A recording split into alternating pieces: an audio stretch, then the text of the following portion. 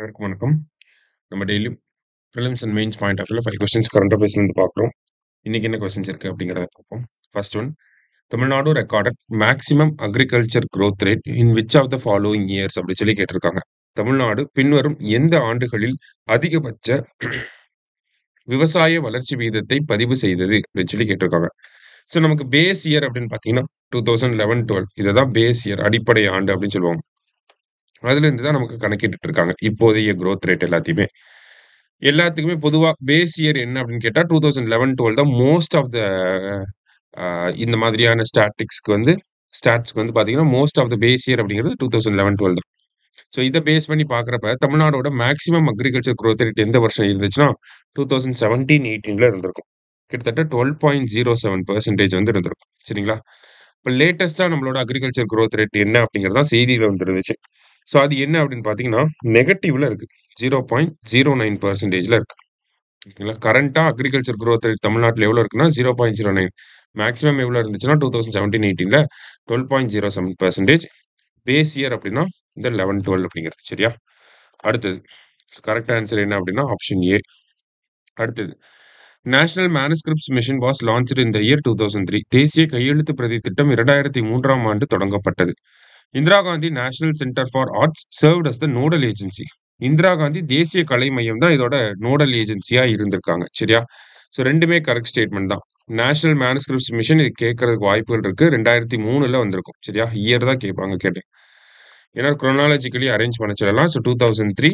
So Indira Gandhi national centre தான் இவங்களோட nodal agency. ரெண்டுமே கரெக்ட் தான். போத் கரெக்ட் அப்படிங்கிறது கரெக்ட் ஆன்சர். சரியா?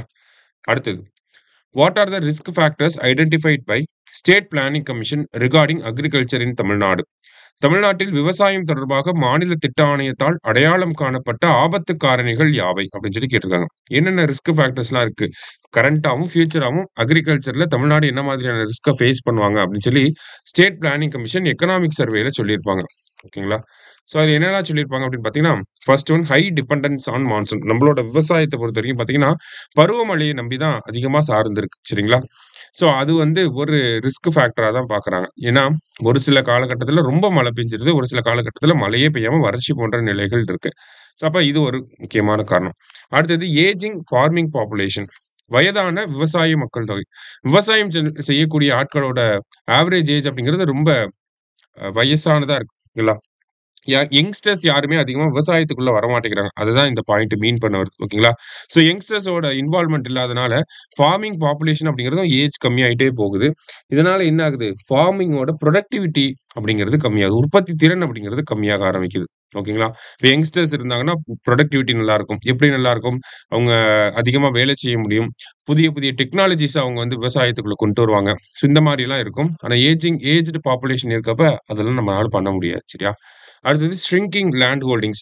சுருங்கி வரும் நில உடைமைகள். ஸோ ஆல்ரெடி தமிழ்நாட்டில் பார்த்தீங்கன்னா ஸ்மால் அண்ட் மார்ஜினல் ஃபார்மர்ஸ் தான் கிட்டத்தட்ட 93% இருக்காங்க. சரிங்களா? ஸோ இது இன்னும் கம்மியாகிட்டே போகுது. லேண்ட் ஹோல்டிங் அப்படிங்கிறது 1 ஏக்கருக்கும் கம்மியாகிட்டே போகுது அப்படிங்கிறதா சொல்ல வராங்க. ஸோ 3மே கரெக்ட் தான். இதை தாண்டி பார்த்தீங்கன்னா கிளைமேட் சேஞ்ச் அப்படிங்கிறது ஒரு முக்கியமான காரணியாக இருந்திருக்கும். சரியா? இம்பாக்ட் ஆஃப் கிளைமேட் சேஞ்ச் அப்படிங்கிறது காலநிலை மாற்றத்தோட தாக்கம் அப்படிங்கிறது இன்னொரு முக்கியமான காரணம். சரியா? ஸோ 3மே கரெக்ட் தான். ஆல் கரெக்ட் அப்படிங்கிறது கரெக்ட் ஆன்சர். அடுத்தது which country has plant to set up a nuclear power plant in Moon? நிலவில் அணுமின் நிலையத்தை அமைக்க எந்த நாடு திட்டமிட்டுள்ளது? 2035க்குள்ள ஒரு அணுமின் நிலையத்தை உருவாக்கணும் அப்படின்னு சொல்லி ரஷ்யா பிளான் போட்டிருக்காங்க. அதுக்கு சைனாவும் வந்து ஒரு சப்போர்ட்டிவ் பார்ட்னரா இருக்காங்க. சரியா? லாஸ்டா கியான் பாரதம் மிஷன் இஸ் ரிலேட்டட் டு ஞான பாரதம் மிஷன் எதனுடன் தொடர்புடையது அப்படின்னு சொல்லி கேட்டிருக்காங்க. ஸோ நம்ம நேஷனல் மேனுஸ்கிரிப்ட்ஸ் மிஷன் அப்படிங்கிறத பார்த்தோம் 2003ல வந்துச்சுன்னு. இதை ரீப்ளேஸ் பண்ணிட்டு தான் இப்போ கியான் பாரதம் மிஷன் அப்படிங்கிறது வரப்போகுது. எதுக்காக அப்படின்னா இந்த ஓலைச்சுவடி எல்லாத்தையும் டாக்குமெண்டேஷனாக மாற்ற போறாங்க. சரிங்களா? டிஜிட்டலைஸ் பண்ண போறாங்க. ஓகேவா? ஸோ டாக்குமெண்டேஷன் ஆஃப் மேனுஸ்கிரிப்ட்ஸ் அப்படிங்கிறது தான் கரெக்ட்.